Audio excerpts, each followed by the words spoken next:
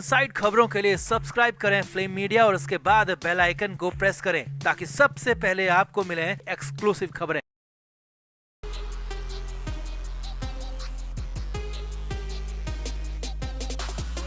मुंबई में अचानक से महाराष्ट्र की सियासत का सबसे बड़ा उलटफेर सामने हो गया, दिखने में नजर आ गया। और यहां तक कि अचानक से संजय राउत के मुख्यमंत्री के बंगले वर्षा आने की खबर आ गई, जिससे हलचल मच गई। चर्चाएं इतनी तेज हो गई कि जिससे बवाल मच गया, क्योंकि कुछ समय पहले ही संजय राउत उद्धव ठाकरे के जो करीबी हैं वो देवेंद्र फडणवीस मुख्यमंत्री पर हमला कर रहे थे, सीधे हमले कर रहे थे। लेकिन अचानक से उनको आसपास देखा गया वर्षा के, तो खबर यहां तक आ गई कि उद्धव ठाकरे ने उन्हें भेज दिया माफी मांगने, क्योंकि यहां पर उद्धव ठाकरे का एक गेम बिगड़ गया था। तो दिखाते हैं, आपको बताते हैं सब कुछ। आप भी वीडियो को शेयर करें, कमेंट करके अपनी राय जरूर दें।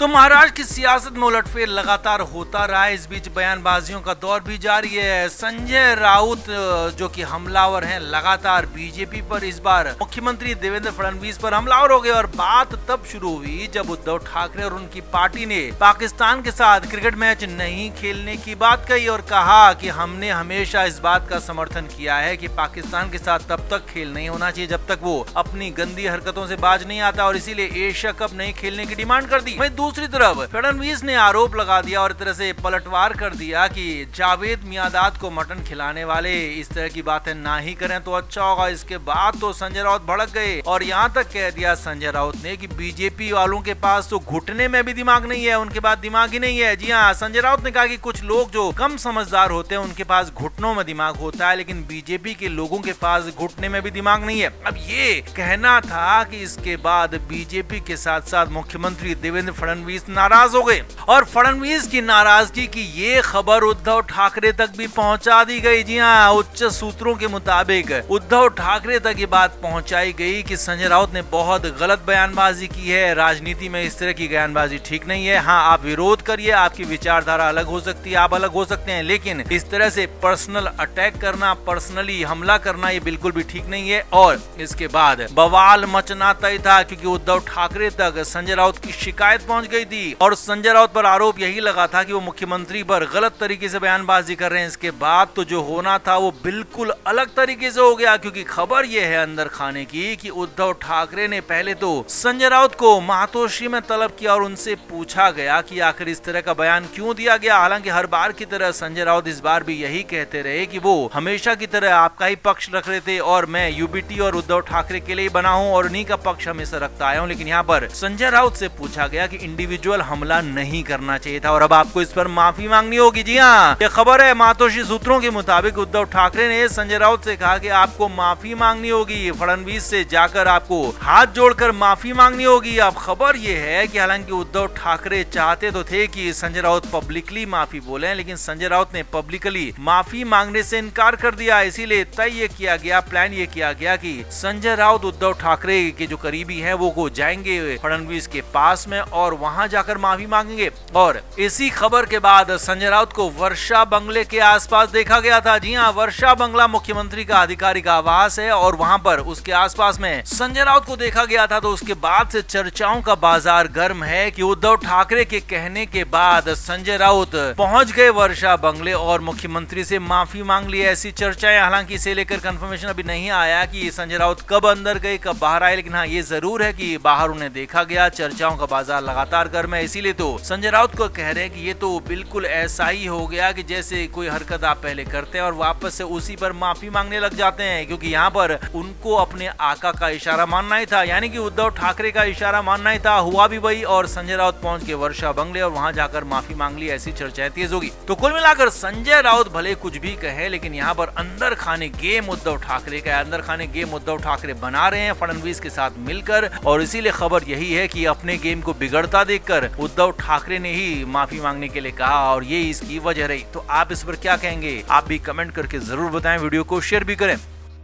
तो पूरे देश में राहुल गांधी वोट चोरी का मुद्दा उठा रहे हैं। लगातार बार बार चुनाव आयोग पर आरोप लगा रहे हैं कि वोट चोरी हो रहा है, उनके खिलाफ वोट चोरी का अभियान चल रहा है और चुनाव आयोग बीजेपी का साथ दे रहा है। ये आरोप राहुल गांधी लगातार लगा रहे हैं। अब इस बीच महाराष्ट्र में उद्धव ठाकरे तो राहुल गांधी और इंडिया गठबंधन के साथ में है, लेकिन अभी तक राज ठाकरे इंडिया गठबंधन के साथ नहीं है। लेकिन खबर यह है कि बीच में राज ठाकरे पुणे पहुंचे थे तो वहां पर उन्होंने राहुल गांधी का वही मुद्दा उठाया, वही वोट चोरी का मुद्दा। राज ठाकरे ने कहा कि महाराष्ट्र में उनके वोटर्स की चोरी हो रही है, उनके वोटर्स को उन्हें वोट देने से रोका जा रहा है और अगर सही तरीके से जांच होती है तो पिछले 10 से 15 सालों का एक घालमेल, ये गड़बड़झाला सामने आ जाएगा। यानी कि एक तरह से राज ठाकरे ने राहुल गांधी के एजेंडे को ही आगे बढ़ा दिया, राहुल गांधी के मुद्दे को यहाँ पर हवा दे दी और उसके बाद चर्चाएं कई तरह की होने लगी। लेकिन अब अंदर की खबर, पक्की खबर ये आ रही है कि राज ठाकरे अब जल्दी दिल्ली जाकर राहुल गांधी से मुलाकात करने वाले हैं। जी हाँ, ये बड़ी खबर आपको बता रहे हैं। राहुल गांधी फिलहाल बिहार में है, वहां पर वोट अधिकार यात्रा कर रहे हैं। तो जैसे ही वो यात्रा खत्म होगी वो दिल्ली पहुंचेंगे तो राज ठाकरे राहुल गांधी से मिलने दिल्ली पहुंच जाएंगे और खबर ये है कि दोनों नेताओं के बीच में बातचीत हो सकती है और बड़े लेवल की बातचीत हो सकती है। अब इसकी वजह भी आपको बताते हैं। असल में उद्धव ठाकरे जरूर इन दिनों राज ठाकरे के साथ भी हैं, इंडिया गठबंधन के भी अंदर है, लेकिन राज ठाकरे और उनके करीबियों का मानना है कि उद्धव ठाकरे पर बहुत ज्यादा भरोसा नहीं किया जा सकता है, क्योंकि उद्धव ठाकरे कई बार इधर से उधर पलटी मार चुके हैं। और इस बीच में मुख्यमंत्री महाराष्ट्र के जो हैं देवेंद्र फडणवीस, वो भी लगातार उद्धव ठाकरे के साथ बातचीत कर रहे हैं, उनके बेटे के साथ बातचीत कर रहे हैं और एकनाथ शिंदे के साथ महाराष्ट्र में मुख्यमंत्री फडणवीस की नहीं बन रही है, ये सभी को दिख भी रहा है। तो ऐसे में ऐसा ना हो कहीं कि राज ठाकरे अपनी सारी ताकत उद्धव ठाकरे के साथ लगा दे और अंत में उद्धव ठाकरे ही फडणवीस के साथ चले जाएं।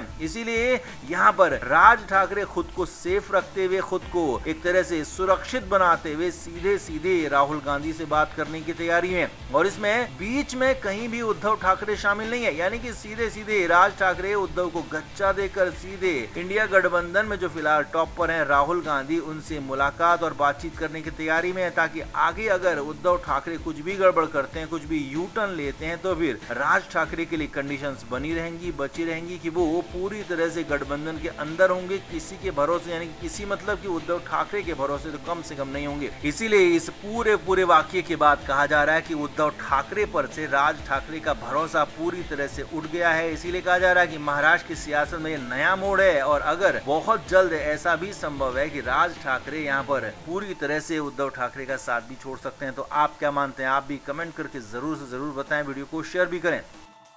Flame media report.